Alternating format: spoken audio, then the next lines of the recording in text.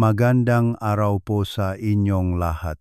Ako si Dr. Danilo Mercado at ngayon tatalakayin natin ang isang masakit na katotohanan. Ang dahilan kung bakit karamihan sa mga nakatatanda ay natutumba ay hindi dahil sa katandaan mismo kundi dahil sa tahimik na pagkawalang kanilang mga kalamnan na nagsimula na pala noon pa. Ako po si Dr. Danilo Mercado. Salop ngang mahigit 20 taon ngang pag-aalaga sa mga nakatatanda dito sa Pilipinas, napakaraming beses ko na itong nasaksihan. Mayroon ka bang kaibigan na ganito rin ang kalagayan? O baka naman ikaw mismo ay mahigpit na ang kapit sa iyong tungkod at bawat hakbang palabas ngang bahay ay tila napakabigat? Naranasan mo na bang manginig ang iyong mabinti kapag umaakyat ng hagdan? At hindi ba't ito ang sinasabi mo sa iyong sarili para pagaanin ang iyong loob?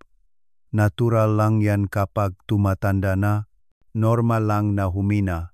Kahit magpatingin ka pa sa ospital, ang sasabihin lang ng doktor ay, wala namang partikular na problema at walang ibang payong ibibigay. Ngunit ngayon, sasabihin ko sa inyo ang katotohanan, pwede itong baguhin. Hindi porket kumakain kang itlog o karne araw-araw ay sapat na ang protina mo at gagaling ka na lang basta. Ang pinakabuot ng problema ay hindi kung gaano karaming protina ang kinakain mo. Ang mahalaga ay kung gaano karami ang kayang sipsipin nga iyong katawan. Ang katawan ngang isang nakatatanda ay parang isang lumang banga na may butas sa ilalim. Kahit gaano karaming tubig ang isalin mo, tatagas lang lahat, ganon din ang ating katawan. Kahit gaano karaming sustansya ang ilagay natin, kung hindi ito kakapit, hindi tayo makabubuo ng kalamnan. Kaya patuloy na nababawasan ang ating mga kalamnan. At kapag nawala ang kalamnan, natural lang nahihina ang iyong lakas. Kung ganon, ano ang dapat nating gawin? Tama. Kailangan nating takpan ang butas sa banga. Kapag nagawa natin yan, magbabago ang lahat. Hindi lang teorya mula sa libro ang ibabahagi ko. Ituturo ko sa inyo ang mga praktikal na paraan na personal kong ginagamit sa aking mga pasyente araw-araw. Sa video na ito, ipapakilala ko sa inyo ang 3 pamilyar ngunit espesyal na pagkain, 3 kayamanan na bubuhay muli sa inyong mga kalamnan. Ituturo ko rin kung paano pagsasamahin ang ito para mas dumami pa ang epekto at magbibigay akong libreng 2 linggong meal plan na kahit sino ay pwedeng simulan agad sa kusina. Sa loob lang ng 3 buwan, may tatapon mo na ang iyong tungkod sa basurahan. Makakapaglakad ka na ulit tuwing umaga at malalanghap ang sariwang hangin. Ngunit may babala ako. Kung babalewalain niyo ang katotohanan ito, mas mabilis kaysa sa inaakala niyo, maari kayong mabalian ng buto, kailanganing operahan, at sa huli, aasa na lang sa inyong mga anak. Ayoko nang makita pa ang ganoong sitwasyon, kaya ngayon, sana ay samahan ninyo ako ng may pasensya hanggang sa dulo. Ito na marahil ang magiging pagbabago sa inyong pagtanda. Bago tayo magsimula, lubos kong ikagagalak kung pipindutin ninyo ang subscribe at like. At huwag kalimutan, ang comment section ng channel ko ay bukas para sa inyong kwento. Huwag kayong mag-atubiling mag-iwan ng komento. Babasahin ko ito at sisikaping sagutin. Kung gayon, simulan na natin ang programang pangkalusugan kasama si Dr. Mercado. Ang protinang dapat kainin nga ating manakatatanda ay kailangang tumugon sa 3 kondisyon. Una, dapat ito ay madaling tunawin at malambot. Sa ganitong paraan, hindi mahihirapan ang tiyan ng nakatatanda. Nung bata-bata pa tayo, kaya nating kumain ng steak ng walang problema. Kahit kalahating kilo pa sa isang upuan ayos lang, pero iba na ngayon. Ang pagkaing mahirap tunawin ay nagpapahirap sa tiyan. Nabubusog ka lang pero hindi naman nasisipsip ngang katawan ang sustansya. Ikalawa, Ang mahusay na protina ay dapat may kasamang ibang nutrisyon tulad ng calcium, magnesium, vitamin C at omega-3. Sa madaling salita, kailangan ang ito para kumapit ng mahigpit ang protina sa kalamnan at hindi ito basta mawala. Hindi kayang buuin muli ang matibay na kalamnan sa pamamagitan lamang ng protina. Ikatlo, dapat abot kaya at madaling hanapin ang presyo para makain natin ito araw-araw. Dahil kailangan nating protektahan ang ating sarili nang hindi umaasa sa ating mga anak. Ang unang kayamanan na tumutugon sa lahat ng kondisyong ito ay ang hipon. Ang kayamanang ito ay tinatawag na pulang hiyas. Malamang ay pamilyar na kayo rito. Sino bang Pilipino ang hindi nakakain ng sinigang na hipon, ginisang hipon o halabos na hipon? Ngunit alam niyo ba, ang 100 gramong hipon ay naglalaman ngang 20 gramo ngang purong protina. Halos wala itong masamang taba at napakadaling tunawin. Para sa mga nakatatanda, napakalaki ngang halaga nito. Kahit kaunti lang ang kainin, mabilis na nasisipsip ang protina. At dahil kaunti lang, hindi bumibigat ang tiyan. Kung ikukumpara sa pulang karne tulad ng baka, ang hipon ay mas magaan, mas malinis, at napakabuti para sa pagbuo ng kalamnan. Higit pa rito, hindi ito nakakasama tulad ng pulang karne. Bukod sa protina, ang hipon ay may dalawa pang mahalagang sustansya. Una ay ang arginine. Pagpasok nito sa katawan, gumagawa ito ngang nitric oxide na nagpapalapat ng daluyan ng dugo. Ang makipot na eskinita ay ginagawa nitong isang malawak na highway. Kapag bukas ang daan, ang sustansyang nakukuha sa pagkain ay madaling nakakarating sa mga kalamnan at selula. Kaya ang protina ng hipon ay hindi lang nananatili sa isang lugar kundi nakakarating kung saan ito pinakakailangan. Ikalawa ay ang astaxanthin. Ito ang sangkap na nabibigay ng pulang kulay sa hipon. Tinatawag ito nga siyentipiko na hari ng mga antioksidan. Sinasabing mas malakas pa ito ng 100 beses kaysa sa vitamin A. Ang katawan ng nakatatanda ay palaging nasisira dahil sa oxidation at chronic inflammation. Ngunit pinoprotektahan ng astaxanthin ang makalamnan na parang isang baluti. Pinapabagal nito ang pagtanda at pinipigilan ang mabilis na pagkasira ng kalamnan para bang may isang buong hukbo sa lupngang isang maliit na hipon. Madali itong kainin at ihanda. Hayaan ninyong makwento ako.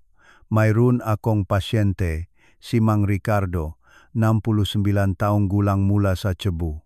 Pagkatapos niyang magretiro, wala na siyang ganang gawin kahit ano. Gigising sa umaga, hihiga lang sa sofa, at manonood ng TV, laging matamlay. Nag-alala ng husto ang kanyang anak na babae. Sa rekomendasyon ng isang kapitbahay, nagpunta sila sa akin. Inirekomenda ko ang hipon at araw-araw tuwing gabi, ipinagluluto siya ng anak niya ng ginisang hipon o ibang simpleng luto ng hipon. Noong una, kinakain niya lang dahil masarap, hindi siya naniniwala sa epekto. Ngunit pagkatapos ng 1 buwan, nagbago ang kanyang katawan. Gumalaw ang kanyang mahakbang at sumigla ang kanyang isip. Nagsimula pa siyang magtanim sa kanilang bakuran, bagay na hindi niya kailanman inakalang gagawin, ngunit may mga dapat ding tandaan. Maraming pamilya ang nagpiprito ng hipon dahil masarap daw. Ito ay isang malaking pagkakamali.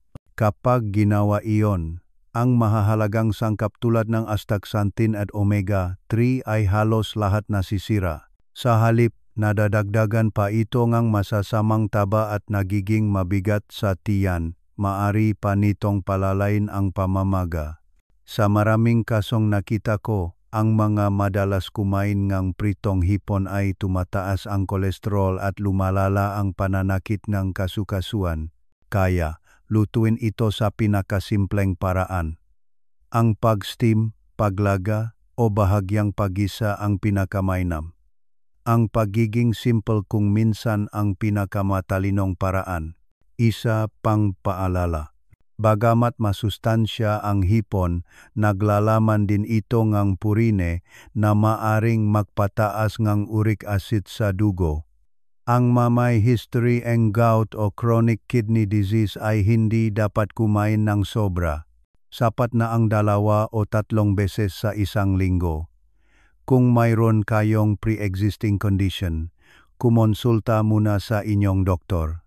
Kapag kinain ng tama, ang hipon ang pinakamahusay na pagkain. Ngunit huwag sosobrahan. Susunod ay ang ikalawang pagkain, ang lentils. Maaring hindi ito kasing pamilyar ngang hipon. Mas karaniwan kasi ito sa mga kanluraning bansa. Ngunit dito sa Pilipinas, parami ang pag-aral na nagpapatunay sa halaga nito. Lalo na para sa mga nakatatanda, ito ay kinikilala bilang isang mahalagang pagkain. Alam niyo ba, ang 100 gramo ng lentils ay may halos 23 gramo ng protina. Halos kapantay na nito ang chicken breast, at mas mataas pa kaysa sa baka. At ito ay isang halaman. Ang mas espesyal pa, ang protinang lentils ay iba sa karamihan ng plant-based proteins. Karaniwan, kulang ng isa o ilang mahahalagang amino acid ang protina mula sa halaman, kaya hindi kumpleto ang pagbuo ng kalamnan. Ngunit ang lentils ay halos kumpleto sa siyam na essential amino acids. Methionine lang ang medyo mababa. Kapag sinamahan itong brown rice o ibang grains, ang lentils ay nagiging isang complete protein source na hindi nalalayo sa karne o isda. Para sa mga nakatatandang mahina na ang panunaw, ito ay isang malaking biyaya. Bukod sa protina, ang lentils ay may bihirang katangian, ang soluble fiber. Pagpasok nito sa bituka, nagiging parang gel ito na nagpapabagal sa pagsipsip ng asukal at kumokontrol sa blood sugar. Naalala ko ang isang pag-aral sa Canada. Pinakain nga siyentipiko ang isang grupo ng purong puting kanin at ang isa namang grupo ay kanin na may halong lentils. Ang resulta ay kamangha-mangha. Ang grupong kumain ng kanin na may lentils ay bumaba ng 20% ang pagtaas ng blood sugar pagkatapos kumain. Para sa mga nakatatandang may diabetes o prediabetes, ang numerong ito ay hindi lang isang simpleng statistics. Ito ang magdidikta kung mabubuhay sila ng malusog o kailangan ng mag-insulin araw-araw. Hindi lang iyon. Ang lentils ay mayroon ding hindi gaanong kilalang mineral, ang molybdenum. Ang sangkap na ito ay parang isang masipag na manggagawa sa pabrika. Tinutulungan nitong gumana ng maayos ang mga detoxification enzyme. Dahil dito, mas gumaganda ang pagana ng atay at bato, at mas madaling nailalabas ang mga lason, kaya gumagaan ang pakiramdam. Para sa mga matatandang mahina na ang kakayahang mag-detox, ito ay isang napakahalagang tulong. Isa sa mga pasyente ko ay si Aling Elena, 75 taong gulang mula sa Cavite. Noong una kaming makita, siya ay pre-diabetic. Sabi niya, "Dok, kapag naglalakad ako papuntang palengke, parang may pabigat na bakal sa mga binti ko." Dati siyang nagpatingin sa isang ospital sa Maynila at binalaan na kung hindi babaguhin ang diet, kailangan na niyang uminom gamot. Ngunit dahil sa daming gamot na iniinom, lalo lang siyang nanghina. Dinala siya sa akin kanyang anak at inirekomenda ko ang lentils.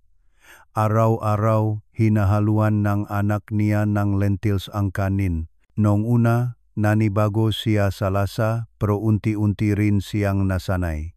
Pagkalipas ng 6 na buwan, bumalik sa normal ang kanyang blood sugar. Nabawasan ang pag-asa niya sa gamot, gumaan ang kanyang binti at masaya na siyang nakakalakad. Hindi ko malilimutan ang masayang ngiti ni Aling Elena nung makita niya ang resulta ng kanyang pagsusuri. Ako rin ay natuwa para sa kanya. Ngayon, ituturo ko ang tamang paraan ng pagluto ng lentils. Marami ang naglalagay ng sukal o maalat na toyo kapag nagluluto nito. Sa ganitong paraan, nawawala ang lahat ng benepisyo. Ang asukal ay biglang magpapataas ng blood sugar, at ang sobrang asin ay naglalabas ng calcium sa katawan na salungat sa pagbuo ng kalamnan. Kaya ang pinakamainam ay ihalo ito sa brown rice, ilaga kasamang magulay o durugin para gawing sopas. Simple lang pero napapanatili ang lahat ng sustansya. Isang maliit na paalala. Kung hindi maayos ang paghahanda, maaring magdulot ng kaba ang lentils. Mayroon kasi itong sangkap na mahirap tunawin. Ang sikreto ay simple lang. Ibabad ito sa tubig ng ilang oras o mas maganda kung magdamag bago lutuin ng maigi. Sa ganitong paraan, madali itong matunaw at lalabas pa ang masarap na lasa. Ngayon, ang ikatlong pagkain, giniling na butong perila. Tunay ngang mapagmahal ang kalikasan sa atin. Maraming Pilipino ang kumakain ng dahon ng perila pero ang tinutukoy ko ay ang buto nito. Kapag sinangak at giniling ng pino, ang pulbos nito ay puno ng mahalagang sustansya, lalo na mayaman ito sa plant-based omega-3 o ALA. Ang sangkap na ito ay nagiging DHA at EPA sa loob ng ating katawan na siya ring pangunahing sangkap na makikita sa fish oil. Para sa mga nakatatanda, malaking tulong ang omega-3 mula sa perila. Binabawasan nito ang pamamaga, nililinis ang madaluyan ng dugo at pinapaganda ang daloy nito.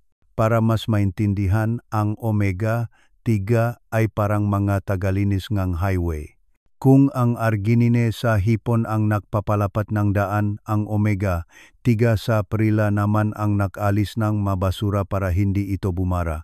Kaya ang sustansya at oksigen ay maayos na nakakarating sa mga kalamnan.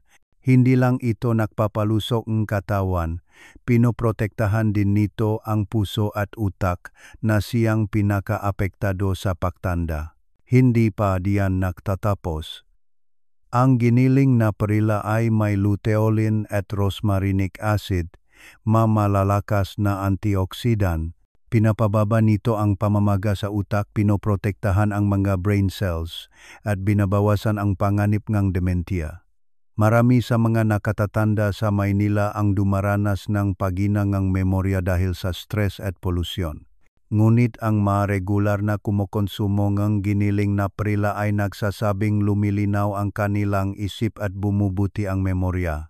Naalala ko si Lola Maria, 82 taong gulang mula sa Maynila. Ilang taon siyang nakdusa sa arthritis sa tuhod. Tuwing tatayo o maglalakad, masakit kaya tinamat na siyang lumabas para mag-garden. Nalaman itong kanyang anak at sinimulan siyang timplahan ng maligamgaw na tubig na may giniling na perila tuwing umaga at gabi. Simple lang itong gawin pero ang resulta ay kamangha-mangha. Pagkatapos ng 3 buwan, nabawasan ng malaki ang sakit. Pagkatapos na 6 na buwan, nakakapag-garden na siya ulit. Matagal na panahon bago muling sumilay ang sigla sa kanyang mukha. Hindi ko makakalimutan ang ngiti niya habang nakaupo sa hardin, may lupa sa kamay, at sinabing, para akong bumata ang 10 taon. Ngunit may dapat tandaan, huwag iinom ngang kape pagkatapos kumain ngang giniling na perila. Ang tanin sa kape ay humahadlang sa pagsipsip ngang iron at omega-3, kaya halos nawawalan ngang bisa ang kinain mo. Maghintay kahit 2 oras bago uminom ng kape. Isa pa, huwag kainin ang buto ng buo. Matigas ang balat nito at hindi kayang tunawin ng katawan ng nakatatanda. Ang pinakamainam na paraan ay sanggagin ito, gilingin ng pino at ihalo sa maligamgaw na tubig, lugaw o yogurt. Maraming pasyente ang nagtatanong kung alin ang mas maganda, omega-3 mula sa isda o sa perila. Pareho silang mahalaga. Ngunit kadalasan inirekomenda ko ang perila sa mga nakatatanda. Mas magaan ito sa tiyan, walang lansa at madaling ihalo sa pang-araw-araw na pagkain. Ako mismo, sinisimulan ko ang aking araw sa isang basong maligamgaw na tubig na may 2 kutsarang giniling na perila. Dahan-dahang gumigising ang aking katawan, gumaganda ang daloying dugo, nababawasan ang sakit sa tuhod at lumilinaw ang isip ko. Ito ang simulang araw na gusto kong ibahagi sa inyong lahat. Naalala niyo pa ba ang 3 milagrosong pagkain? Mag-review tayo. Ngayon, ituturo ko kung paano ito pagsasamahin sa inyong pang-araw-araw na pagkain, hindi sapat na kumain lang ng maraming masusustansyang pagkain. Ang katawan natin ay napakasalimuot, kailangan nating malaman ang tamang kombinasyon. Magsimula tayo sa mga golden combinations. Ang unang perpektong pares ay hipon at broccoli. Mayaman sa kalsiyum ang hipon, ngunit para mayos itong masipsip ngang buto, kailangan nitong vitamin C. Ang broccoli ay sagana sa vitamin C. Kapag ginisa ang hipon kasama ang broccoli, hindi ka lang nakakakuhang protina at kalsiyum, tinutulungan mo pa ang pagsipsip nito. Sunod ay lentils at brown rice. Tulad ng nabanggit ko, kulang ng kaunting methionine ang lentils. Ang brown rice naman ay mayaman dito. Kapag pinagsama ang dalawa, nagiging isang kumpletong protina ito na hindi nalalayo sa karne. Bukod pa rito, mababa ang glycemic index nito kaya maganda para sa mga naalala sa diabetes. Paano naman ang giniling na perila? Inirekomenda ko itong ihalo sa gatas o yogurt. Ang taba sa gatas ay tumutulong para mas maayos na masipsip ang omega-3. At kasama pa ang kalsiyum mula sa gatas, napoprotektahan ang mga buto at kasukasuan. Ulitin natin ang mga dapat iwasan. Huwag iprito ang hipon. Huwag lagyan ng asukal o sobrang asin ang lentils. At huwag uminom ng kape pagkatapos kumain ng giniling na perila. At dahil ang teorya ay dapat isabuhay, na handa akong isang 2 linggong meal plan. Unang linggo, preparation stage. Almusal, isang basong 200 ml maligamgaw na gatas na may 2 kutsarang giniling na perila. Tanghalian, brown rice na may halong lentils at gulay sa gilid. Hapunan, simpleng luto ang hipon tulad ang steamed o hinisa. Uminom ng 1.5 litrong tubig sa buong araw. Ikalawang linggo, acceleration stage. Almusal, malabno na lugaw na may dinurog na hipon o manok.